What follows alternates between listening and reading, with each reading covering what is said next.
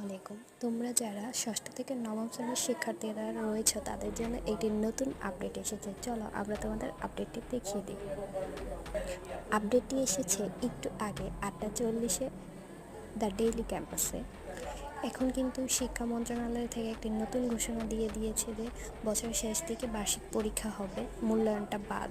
এখন তোমাদের ডিসেম্বর মাসে পরীক্ষা হওয়ার সিদ্ধান্ত নিয়েছে শিক্ষা মন্ত্রণালয়। যদিও শিক্ষা পরিচালিত লিখিত পরীক্ষার বদলে অর্থাৎ তোমাদের যে পরীক্ষার সিস্টেমটা ছিল ওইটা একদমই পাল্টে যাবে।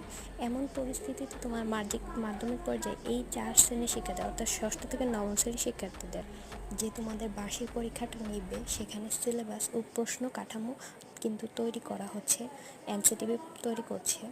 তো তোমাদের সেপ্টেম্বর মাসে এই যে নতুন সিলেবাস তারপর প্রশ্ন কাঠামোটা দিয়ে দিবে কিন্তু। তাহলে তোমরা এখন ওইসব নিয়ে ভাইবো না, যেটা দিবে সেটা দিয়ে তোমাদের